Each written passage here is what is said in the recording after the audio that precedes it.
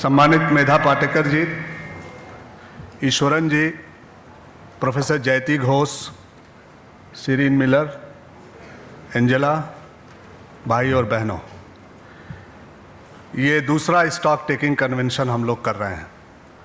पिछली बार 31 मार्च और 1 अप्रैल को हमने दिल्ली में पहला स्टॉक टेकिंग किया था राइट टू एजुकेशन एक्ट के 1 साल पूरे होने पर, और देश भर के तमाम लोग, बहुत तरह के शिक्षा पे काम करने वाले लोग, वो लोग जो 86 कॉन्स्टिट्यूशनल अमेंडमेंट और राइट टू एजुकेशन एक्ट से उत्साहित होकर उसे ग्रासरूट में एक सच्चाई में तब्दील करने में लगे हुए थे, वो लोग जो राइट टू एजुकेशन एक्ट की सीमाओं को समझते हैं और इससे आगे भी संघर्ष जारी रखना चाहते हैं और कॉमन स्कूल सिस्टम देश में सारे बच्चों को एक जैसी गुणवत्तापूर्ण और समान अवसरों वाली शिक्षा मिले, उसके लिए देश में संघर्ष कर रहे हैं, या वो लोग जो शिक्षा की भूमिका को इससे भी बड़ा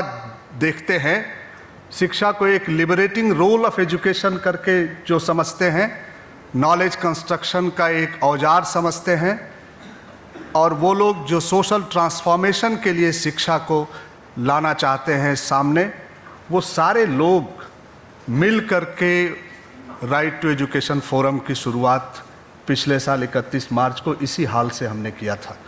और हमने कहा था कि शिक्षा को एक जन मुहिम में तब्दील कर देना है। अगर शिक्षा एक राजनीतिक मुद्दा नहीं बन पाई तो शायद इस देश की तस्वीर को बदलने और तकदीर को बदलने की जो जंग है वो अधूरी रह जाएगी। और ये संकल्प लेके हमने पिछले साल राइट टू एजुकेशन फोरम की यात्रा शुरू की इस हाल से, और 1 साल हो चुके हैं। 1 साल में हमने देश के विभिन्न राज्यों में इस कलेक्टिव प्रोसेस को चलाया।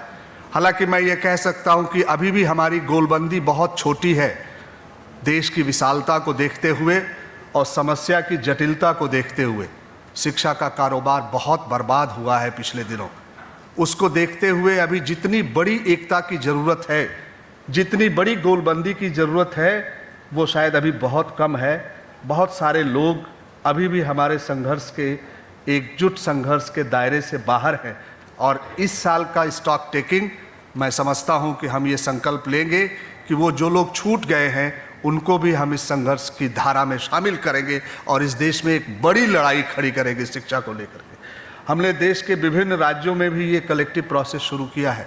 आप जानते हैं 6 राज्यों में हम लोगों ने, झारखंड, बिहार, उत्तर प्रदेश, उड़ीसा, आंध्र प्रदेश, इन राज्यों में हम लोगों ने, वेस्ट बंगाल, इनमें हमने पूरी अपने कलेक्टिव प्रोसेस की प्रक्रिया पूरी की है। और कुछ राज्यों में हम लोग अभी इसकी शुरुआत कर रहे हैं।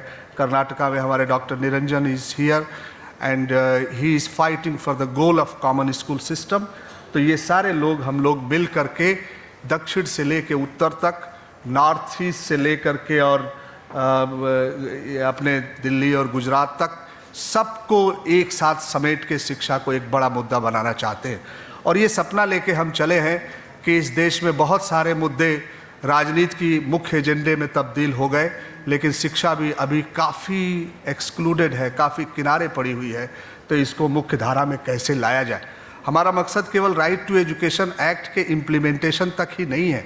हमारा मकसद है इस देश में शिक्षा में जो विषमता है, क्योंकि शिक्षा समाज की विषमता को दूर करने का एक औजार बन सकती है, न कि शिक्षा खुद विषमता को क्रिएट करने का एक औजार बन जाए।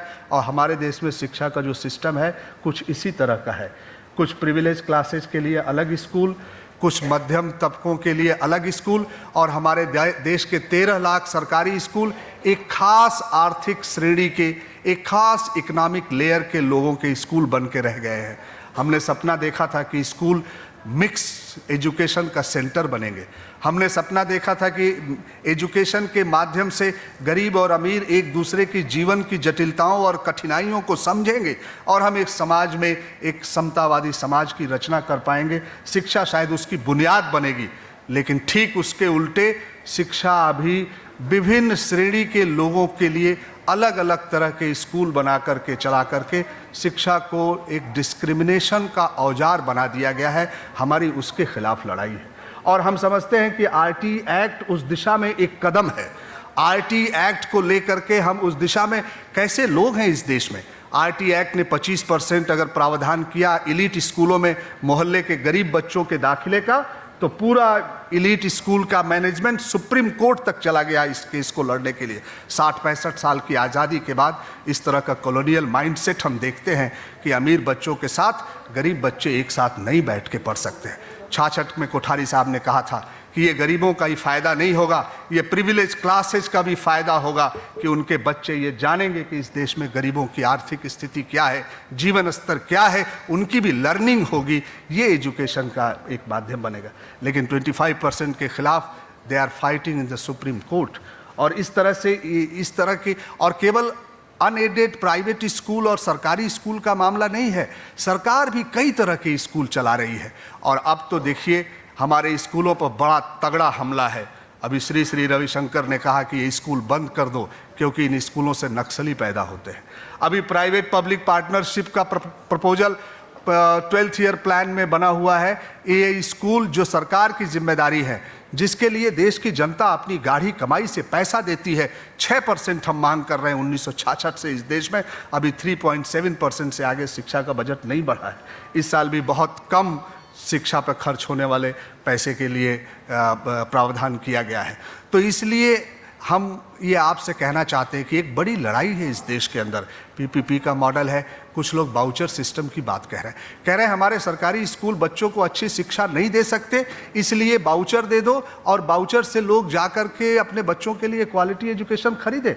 मतलब प्राइवेट सिस्टम को इनडायरेक्ट फंडिंग का भी एक रास्ता खोलने की तैयारी हो रही है। इसलिए हमारे स्कूल जो 13 लाख स्कूल हैं, जो गांव में एक पूरे ट्रांसफॉर्मेशन का सेंटर बन सकते हैं, लाखों लाख अध्यापक हैं। हमने अपनी इस आरटी फोरम की लड़ाई में, हमारे ईश्वरन जी बैठे हैं, रामपाल सिंह जी बैठे हैं, पूरे देश का शिक्षक समुदाय हमारे साथ खड़ा है इस शिक्षा को एक बुनियादी शिक्षा में बुनियादी परिवर्तन लाने की लड़ाई के साथ कंधे से कंधा मिलाकर चलने के लिए देश के 58 लाख शिक्षक आरटी फोरम के साथ एकताबद्ध होकर के आगे बढ़ रहे हैं। और हमने ये सोचा है कि शिक्षा का डिस्कोर्स केवल शिक्षा कर्मियों और शिक्षाविदों के बीच में महदूद नहीं रहना चाहिए, इसको और विस्तार दिया जाए।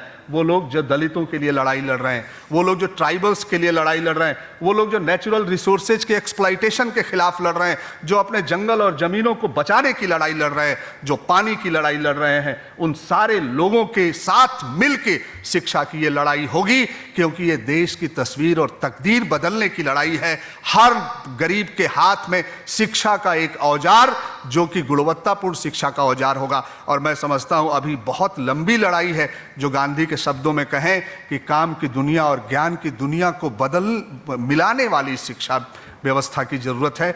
वो लड़ाई अभी बहुत बड़ी है और उस लड़ाई के लिए हम समझते हैं कि आरटी एक्ट का इम्प्लीमेंटेशन एक कदम भर है। हालांकि 2 साल की रिपोर्ट बहुत अच्छी नहीं है, न तो राजनेताओं को इसकी चिंता है, न ब्यूरोक्रेसी को अंदर इसकी कोई बहुत ज़्यादा इच्छा शक्ति है। ये क्योंकि ये स्कूल गरीबों के स्कूल बन के रह गए हैं और गरीबों की शिक्षा का सिर्फ एक माध्यम है ये स्कूल। अगर ये स्कूल हाथ से गए तो जैसे हायर एजुकेशन और टेक्निकल एजुकेशन गरीबों के हाथ से फिसल गई है, वैसे ही स्कूली शिक्षा से भी गरीब बाहर हो जाएंगे। इसलिए इन स्कूलों को बचाना हमें अपने, आप देखिए क्या हमारे देश की हालत है। 96% आप कहते हो कि इनरोलमेंट है और अपर प्राइमरी तक जाते जाते 58% बच्चे रह जाते हैं और हायर एजुकेशन तक जाते जाते 15 से 16% बच्चे रह जाते हैं। और ये बच्चे ट्राइबल हैं, ये बच्चे दलित हैं, ये बच्चे माइनॉरिटीज हैं, ये बच्चे पिछड़े हैं, ये बच्चे देश के मेहनतकश लोगों के बेटे हैं, जिनको आप पूरी ह्यूमन रिसोर्स को शिक्षा के दायरे से एक्सक्लूड कर देते हैं आप, जिसको शामिल करके शायद देश को बहुत बेहतर बनाने की लड़ाई लड़ी जा सकती है। तो इसलिए इंक्लूसिव एजुकेशन और एक ट्रांसफॉर्मेटिव एजुकेशन के लिए हमारी लड़ाई है। ये कानून एक कदम है उस दिशा में। शीरीन की पर्ची मुझे मिल चुकी है, मैं यहीं से अपनी बात समाप्त करता हूँ। धन्यवाद।